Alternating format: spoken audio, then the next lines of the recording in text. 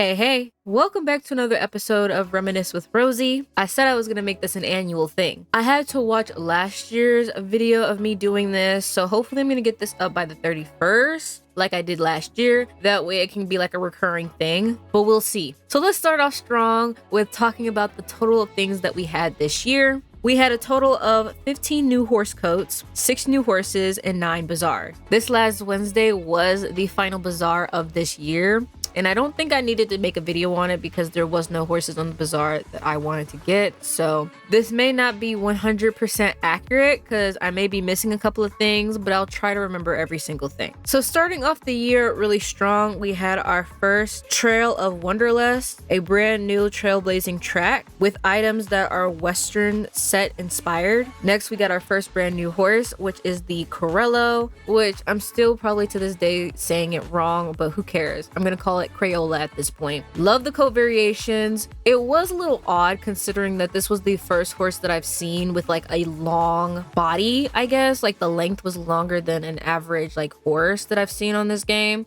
And it probably much is true to its breed, but it did caught me a little off guard. But overall, I love the coats, the gaits were interesting, and even the size was definitely a choice. Then we had our first bazaar of the year. On the bazaar was the Irish Cob, Shire, Halflinger, and Finn Horse, all sold at a discounted price. Next, Star Stable went ahead to update the medieval camp, which introduced new nightly outfits and appearances for both your character and your stable, and a brand new champion rig system. And basically overall it was a whole medieval themed week. Then we had some minor updates here and there, such as like the cheating ban, which basically Star Stable is implementing a way to ban people who are using like third-party tools that are affecting the fairness and enjoyment of Star Stable. With this whole concept circling around the medieval week, we were introduced to the new dragons, which I have to say for me personally, they are 100 times better than the dragons that we got with the old Jorvik Frisian. 10 out of 10. Obviously they used the newer Frisian model for these new dragons, and I'm not going to try to pronounce their name because I'm going to butcher their names anyway. But they also came with their designated pet, as always with magical horses. Bought them both, bought the pets as well. Love them. I love their animations, especially when they blow fire. And Star Stable is doing this thing where with magical horses, certain magical horses have their own sound animation. So like for Bolt, he sounds like a machine or an animatronic or something like that, while the dragons sound like actual dragons when they roar or when they make a sound or something like that, which I think is really cool. It really makes the magical horses very personal because each one sounds different. Not every magical horse is going to sound like another magical horse. Then we had another bazaar. On this bazaar was the horses Tynan, Phoebe, Aldrich, Farmore, and the Jorvik Wild Horse, which this bazaar had 2 of the Jorvik Frisian dragons up for sale that you can grab, and then they had the unicorn horses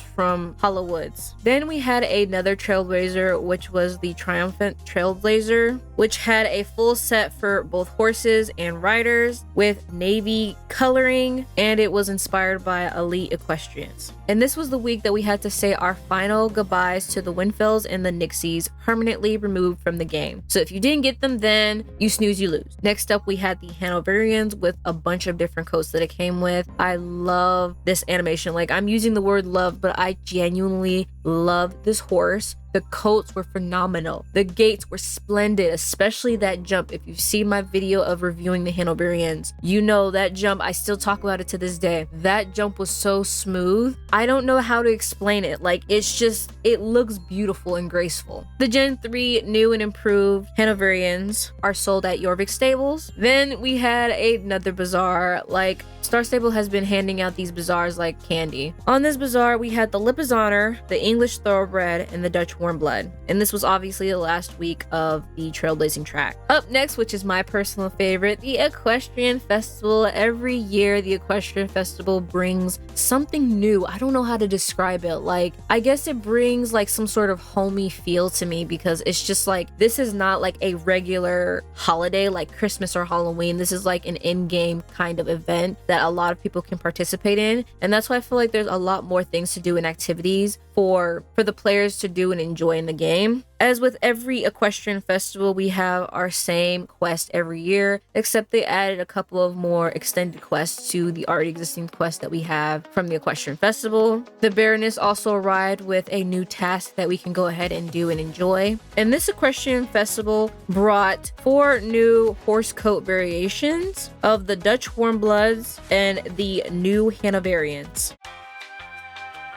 Next, we had another trailblazing track, which honestly, there's not much of a surprise. Every month, we basically get a new trailblazing track. But this one is the Elegant Embers, which is basically items filled with summer clothes for both riders and horses. Then we have the Majestical Mules, which again, I loved the coats. And I loved how they're not necessarily considered a horse, like they're actually considered mules in the game description. So I love their coats. Their gaits, I can't remember all of their gaits, but I definitely remember how different they are from an actual pony in the game. I think they're smaller than the ponies in the game, or either the ponies are smaller than the mule. Either way, they're like in that range kind of. And I love how they have like little donkey noises or mule noises. Then moving on, we got a new main story quest, which I'm not going to get into because usually I don't really care about the main story quest or really the quests in the game unless they have to do with the event. And even then, I still don't care.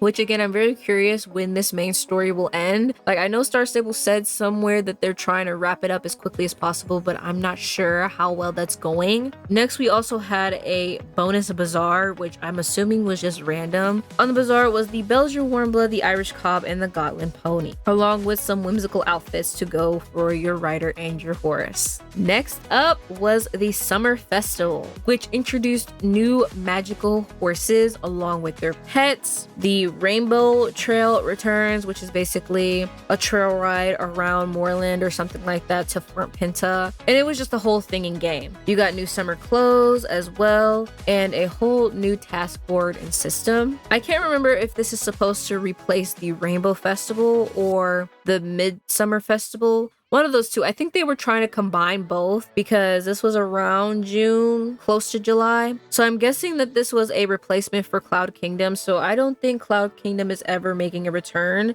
but who knows for sure. Then along with the Summer Days Festival, we got one free pet and we got a bunch of free items as well that I personally think are really cute. We got another crab variation. I'm pretty sure it's the blue crab, which let me just say, I love the crabs in the game, period. I don't think there's any color that would really persuade me not to get it. I'm not exactly sure if I got the crab this year or not, or I just completely bypassed it, but who really knows at this point?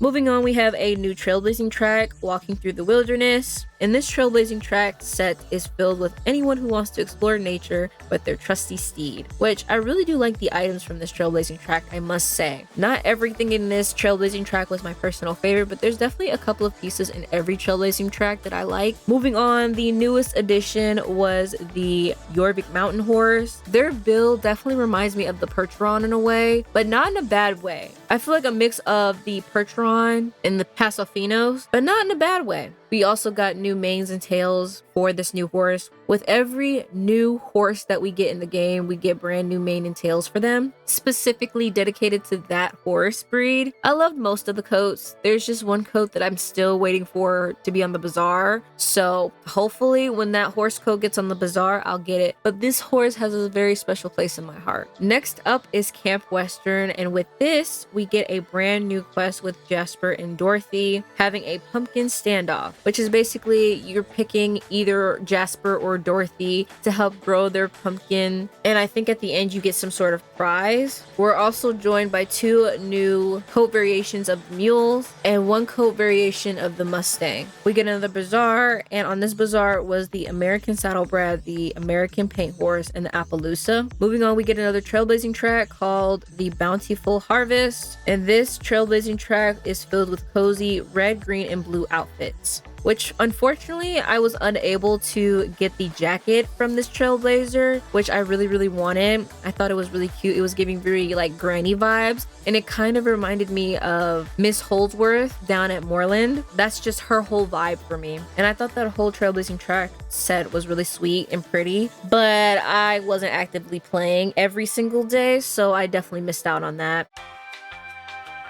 We get the new and improved Andalusians, which if you saw my Andalusian video, you will know I have very mixed feelings about this horse. And it's not that I disliked it, it was just I wasn't feeling it. And maybe it's because they're very similar coats to the old Andalusian that we had, the first generation 3 Andalusians, that I just didn't feel the need to get multiple coats of it. And even now, I don't feel as differently as I do from that video. I'm just not sure how to feel about it. Some of the coats are very much similar, but other than that, the gates were beautiful. Everything about this horse is very beautiful to me. It looks very polished, elegant, fresh. The coats were very like shiny, like they're giving sheen, they're giving expensive. Along with this, we had a mini birthday event, which I don't even know if you want to call it an event. Like there really wasn't much going on. There really wasn't an actual like announcement. So unfortunately, I don't think the birthday event happened this year either. But we did, of course, get our 14th birthday sweater, which there was a code that you can go ahead and type and claim for your birthday sweater. There was also a little area in Silverglade Village where the birthday party was kind of happening, but it was very much secluded. I think I had a video kind of talking about that, but it was such a very small and minor update that, to be honest, I completely forgot it was like Star Stable's birthday. But of course, along with that, we got some new outfits and stuff like that. So the final harvest was wrapping up the trailblazing week with another bazaar, introducing the Connemara's, the English Thoroughbred, the Dutch Warmblood, and the Yorvik Warmblood, which apparently was the last week for the invite a friend little event where you would basically get a free cat if the person you friended reaches the required level for you to acquire that. I think it's like level 12 that your friend needs to be at, to be honest. To be completely honest, I ended up buying the cat when it became available to buy and shop, because what do I look like? I'm sorry, like I barely spend enough time on my main account. What makes you think I'm going to go onto an alt account to try and friend my alter ego and make them do, you know, it was just too much, especially since Star Stable does not have a skip button for stories, which I'll get into that at the end of this video. Moving on is the spookiest time of the year with new quests, outfits for your rider and your horse,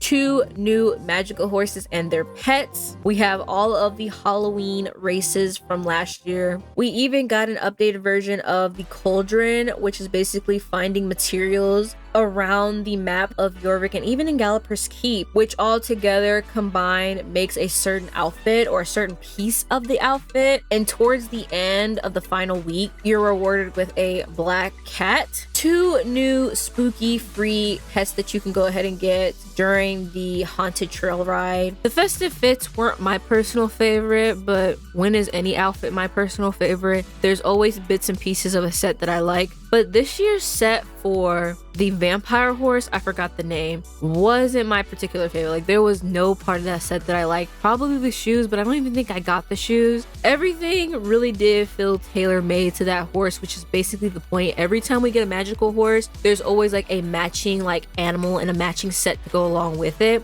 And sometimes it's very like too matchy to the point where at some points it's just like, how do you pair this with other outfits in your closet? You know what I mean? There's people who are able to pair Christmas items with Halloween items. I don't know how they do it, but that's why I stick to very neutral outfits that can go together with anything. But other than that, I say this every single year with magical horses, Star Stable continues to glow up and upgrade a lot when it comes to their magical horses. Like they put forth the time, the effort, they really put their foot in this one. I wasn't sure what the theme was going to be for the Halloween horses this year. Last year there was Bolt and Calliope, like the circus horse inspiration, and then Bolt from the GED construction worksite or whatever. And then this year it's obviously Frankenstein and a vampire horse. The vampire horse is my personal favorite though.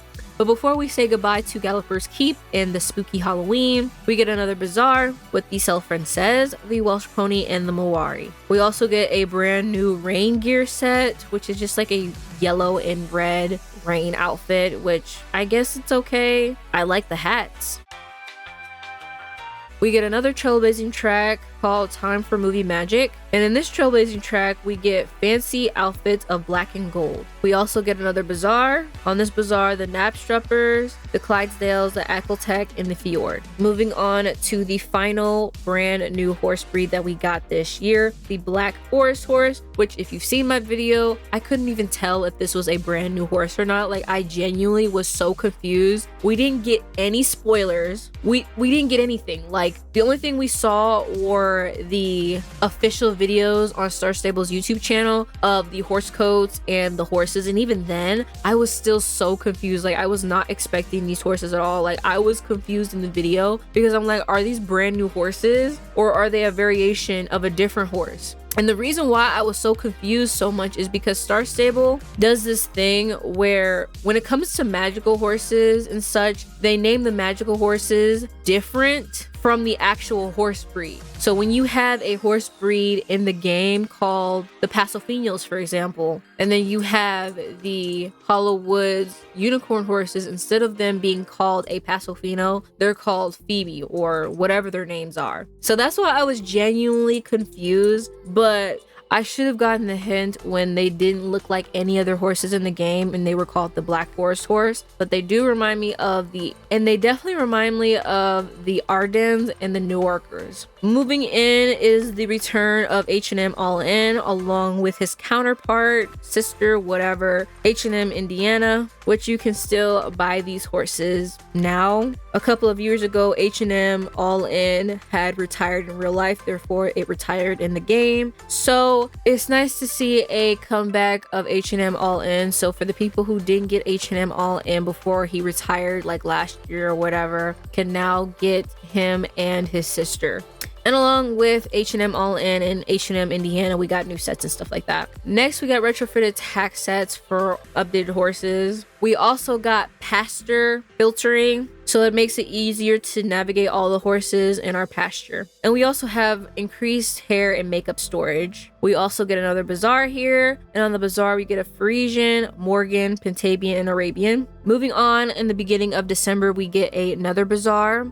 On this bazaar, there is the Chincoteague, the Trackanair, and the Curly horses. Then moving on to Winter Village. As every year, new sets, new horses, new vibe, new everything. We got some new quests with this new Winter Village, some new sets and horses and clothes and tack and pets. We get 2 new magical horses that is basically the moon and the sun, and they're on the Andalusian model. New hairstyles, champion ranks, and the Brunicle has officially been permanently moved to the frosty climates of Dino Valley. We also had a happy horse week. Then finally, to basically wrap it all up, we have our final bazaar of this year, which on this bazaar is the New Yorker, the Percherons, the Ardennes, and the North Swedish horse. And that basically wraps up 2025 of Star Stable. I hope you guys enjoyed. This video was very much a collage of different things. I probably missed a whole bunch of stuff, but I just wanted to get the main points out there. Again,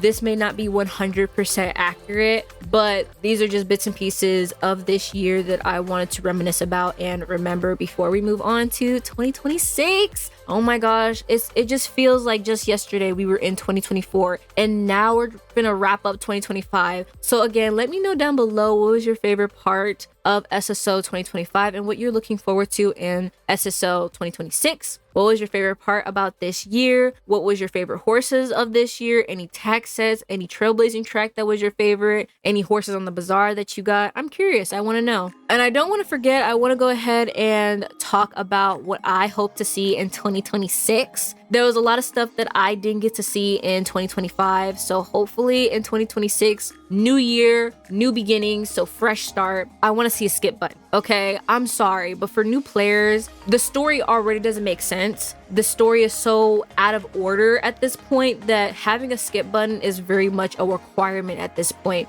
especially after the years and years of dialogue. There should be an option to have a skip button. It's definitely possible for Star Stable to do it, considering that they did go ahead and do it for this year's Winter Village, like for skipping the intro and everything of basically what we do every single year. Having the option to skip that information is chef's kiss. If nobody feels like wanting to read it, just skip on to the next best thing. Weather, which I've already talked about in 2024, but didn't see it in 2025, and I don't know if I'm going to ever see it, to be honest. I'm having my hopes up high, okay? A lot of us thought we weren't getting brand new customizable stables, and here we are. So I'm still holding out hope that potentially we could have weather in the game and not just sunny days. I really do want to have the option to have rain, snow, hail, sleet, all of the weather in this game, and be able to toggle off and on if I wanted to. I know this may be controversial and this may possibly be a unpopular opinion, but they need to remove your horse's health going down while you're not actively playing the game. I always hated that with Star Stable, and to be honest, it's a great business technique considering that it helps bring in money and it makes players want to play every day. But just how they remove the cold tolerance for horses, they should also remove that feature as well. I just find it very unnecessary and annoying when you go into game and you haven't played in a while and your horses are all sad and slow.